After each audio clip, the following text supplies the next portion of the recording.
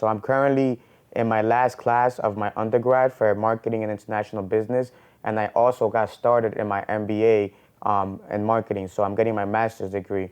I currently attend UMass Lowell on the Oprah Winfrey scholarship, but my goal is to transfer to Harvard to finish there, just because I think that'll boost up my network like crazy. You feel me?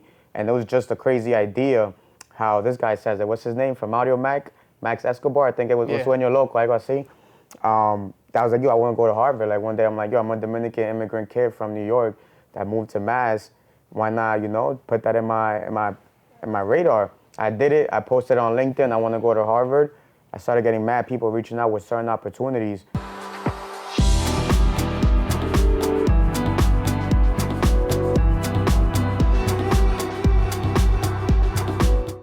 Hey guys, how you doing? Welcome to Pushing Wealth. I'm your host, Gabby Angel, and I'm here with my brother Jay Purposeful from Minds with Purpose. And we're gonna speak to you about living a life with purpose and what he got going on out here in Massachusetts, right? Yes, sir. Perfect. Appreciate you for having me, bro. Appreciate you, brother. So, what is Minds with Purpose? So Minds with Purpose is a networking platform to create exposure and support for creatives and entrepreneurs. And we do that many different ways, whether it's through media production, talent management, marketing services, and live events.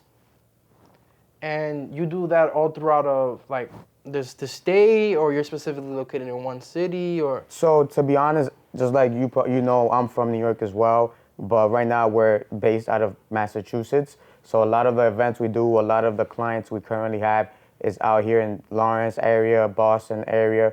But we are not trying to expand, we will expand out to Miami, New York, Atlanta, LA, all those other places, because there's creative and entrepreneurs everywhere. And we're all about, it's a lot of remote work, things that could be done, from anywhere in the world. So you from New York, how you got out here, brother? So to be honest, bro, we was in the city. My pops and moms had a barbershop and salon out there. And then, rent started getting crazy out there. Gentrification came around. They started putting those big transport, those things that you touch screen to know where you are in the city. And then my mom's had mad family out here. So we came to check it out, and then she said, we're gonna move here. We moved here, and then she copped the house, and we've been here since. How was that transition coming from New York to here? Because even the nightlife is different. No, 100%. So to be honest, the transition, it was a little bit weird at first, because I went to Manhattan Center. You probably know that school. And there, I was known, I knew a lot of people, I was cool with the sports team. So coming to a brand new school, being the new kid, was something different for me. So, but I'm an adjustable person, so I was able to just lock in and focus. It was actually a good thing for me, to be honest with you. So Minds with Purpose is basically your baby. 100%. But if I'm not mistaken, you're also in school, right? Yes. So I'm currently in my last class of my undergrad for marketing and international business, and I also got started in my MBA in marketing. So I'm getting my master's degree. I currently attend UMass Lowell on the Oprah Winfrey scholarship, but my goal is to transfer to Harvard to finish there, just because I think that'll boost up my network like crazy. You feel me? And it was just a crazy idea how this guy says it. What's his name from Audio Mac? Max Escobar. I think it was when you're local. I got to see. That was like, yo, I want to go to Harvard. Like one day I'm like, yo, I'm a Dominican immigrant kid from New York that moved to Mass. Why not, put that in my radar? I did it. I posted on LinkedIn. I want to go to Harvard. I started getting mad people reaching out with certain opportunities.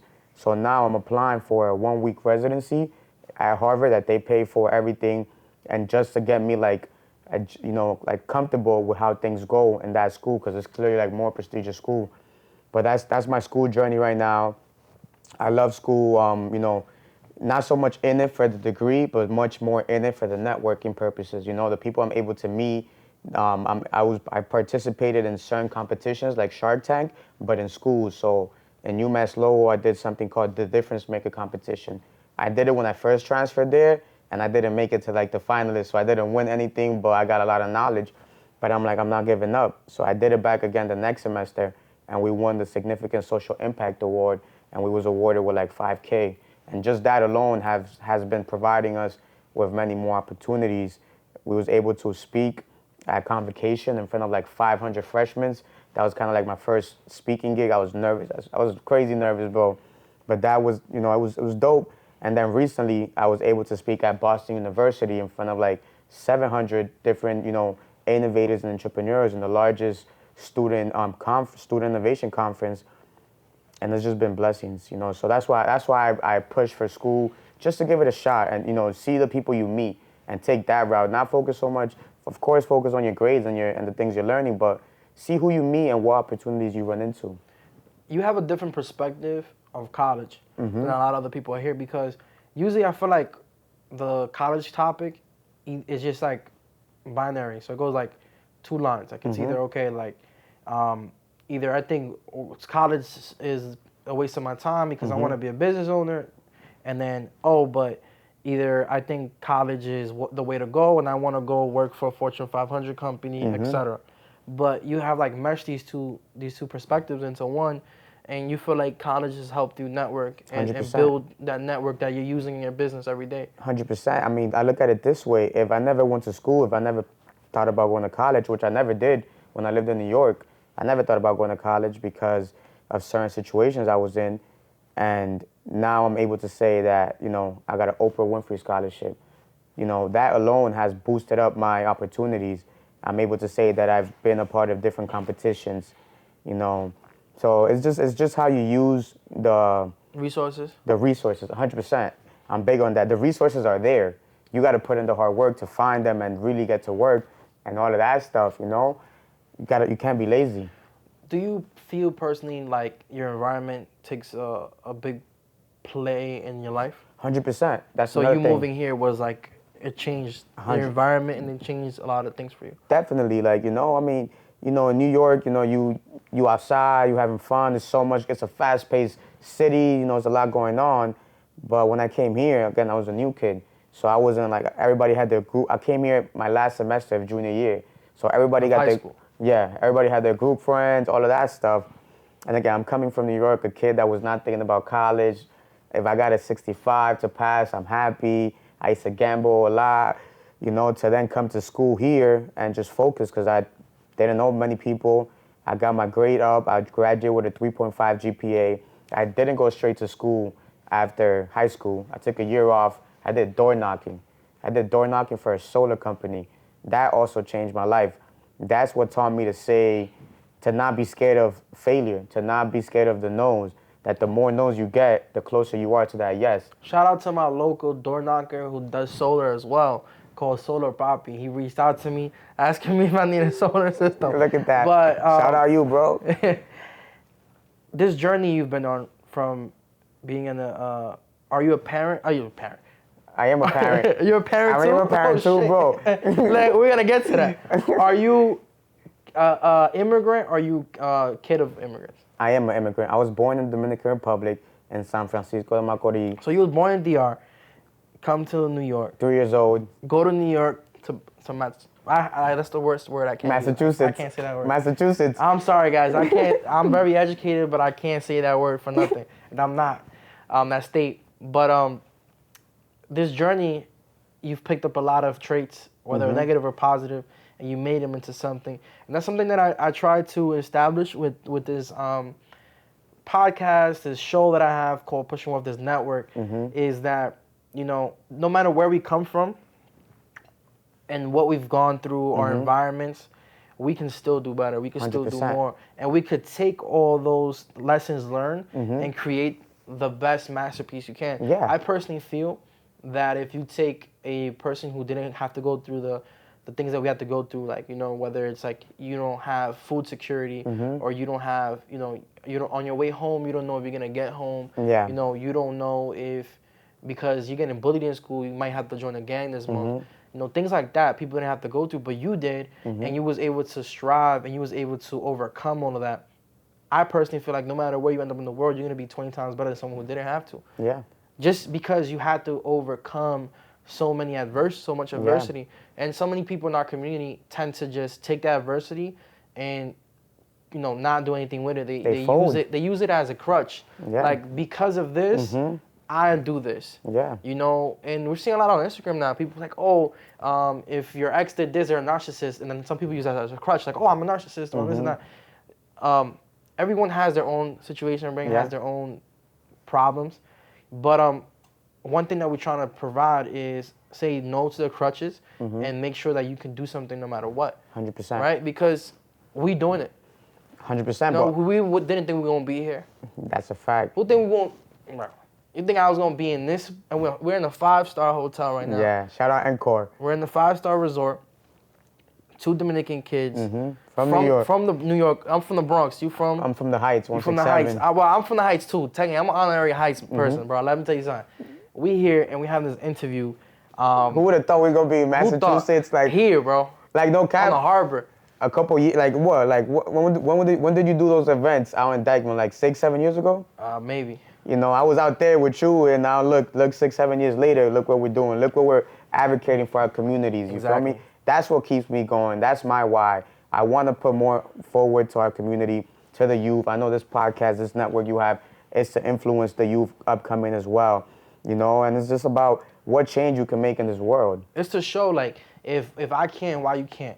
If anyone else that I bring onto this platform has been able to, you know, I bring different perspectives. I believe that everyone has a voice. Whether you are, whether you committed 30 felonies, and even if you haven't changed your life, you have a voice. 100%. Whether you have done everything great in life, and you everyone has a voice. Yeah. I'm more specifically trying to give a voice to those who are voiceless. But at the end of the day, everyone has a voice. Everyone personally, I feel like everyone has a choice as well. And we're trying to provide all that information and give it to them, you know, trying to spoon feed it a little bit. Yeah. I mean, we have to. the best way. We have to, you know, because sometimes, you know, it's like, how can you get the community to your stuff? Or sometimes you got to bring your stuff to the community. Yep. You got to do that hard door knocking work, that guerrilla marketing to really put things out there, you know. So that's what we're all about. That's our why. Minds with Purpose. How did it start? So it's crazy. Minds with Purpose actually came from the idea of Airbnb and Uber. You know, those are both platforms that Airbnb is the biggest hospitality company in the world and they own no buildings. Uber is the biggest transportation company in the world and they own no cars. So in my head, I'm like, how can I create that, you know, with the things I'm passionate about? I'm passionate about bringing people together, marketing, events. I'm like, boom, a platform, a networking one, where the goal is to connect people to connect people of different areas and styles and bring them under the same roof that will produce more connections and more relationships. So, you know, Minds with Purpose is a community of entrepreneurs and creatives, and we don't own the creatives or entrepreneurs, but we're that middle bridge that connects everybody and just builds something bigger for all of us, you know? That because I know 10 people you don't, and you know 10 people I don't. So when you're a part of this community, we're all growing. So that's actually how it started, and it's crazy. And right now, you know, both of those platforms are apps. We actually have an app coming. So everything we've been doing for the past few years is just building the community, but we're gonna have an app coming where it will serve as the actual networking platform where you can, you know, connect, be discovered, and collaborate with other community members. What difficulties in your business have you had to overcome? Many, bro. You know, like COVID was a huge one. We're an event-heavy business that we do many events to bring people together, whether it's fashion shows, music events, pop-up shops, charity events, you know. And then COVID hit, and we can't bring people together. So we're like, what do? So we switched it off to the merchandise. You know, we got in the merch industry. I started doing my research, finding out about different blank companies like Rue Porter, Superline Wholesale, you know, they not ATL, shout out to them, you know, and just many other ones, Comfort Colors, if you want all that. You know, we started researching to different screen printers. It'll be crazy. The story of how I got my screen printer at first is wild. I went on IG, and there was a brand that I've been following from New York that was tough, and I went to see who they followed, and I found like their screen printer, and I DM'd them. I'm like, yo, I love the brand you work with. I've been knowing them for so long. They're like, yeah, you know, this person in the third. I'm like, yeah, they tough, this and the third. And I was able to work with them. So we got into the merch industry, you know. Then after that, I'm like, what else can we pivot to? I noticed that many businesses needed content creation, and I knew a lot of content creators. So I built a team up of content creators, and I started offering those services to business, you know. But again, team building, that's something huge that I have been having to overcome over and over, because it's not easy to build a good team, you know. So when you're a business owner, bro, you're gonna run into many adversities, but it's how you use it, what you learn from it, and how you grow from it. One thing I've definitely learned is that you got to keep your composure through it all, because every day it's a new adversity in the world we live in. We see a lot in like the stock market. Mm-hmm. You know, everything a business is as good as its operator. 100%. And by the operator is the CEO. I know you know this, but some people might know a CEO is an operator. Some people invest into businesses due to the fact of who the operator is of that business. Because if I know that you were the operator of business A, and business A was able to reach a certain market cap, and they expanded, etc. They did amazing, and now you transcended it to a bigger company, and you're at business B. I'm gonna follow you, just like people follow sports. Some investors follow operators. And what do you think that makes you unique as an operator? What makes me unique as an operator is the opportunities I create and give for my community. I'm someone that, thank God, I've been highly blessed with scholarships and huge opportunities to be heard and to expose my ideas and the mission I'm on. So me as an operator, that just makes me happy, to be able to inspire other people to believe in themselves, because that's really all it took for me. A little bit of belief.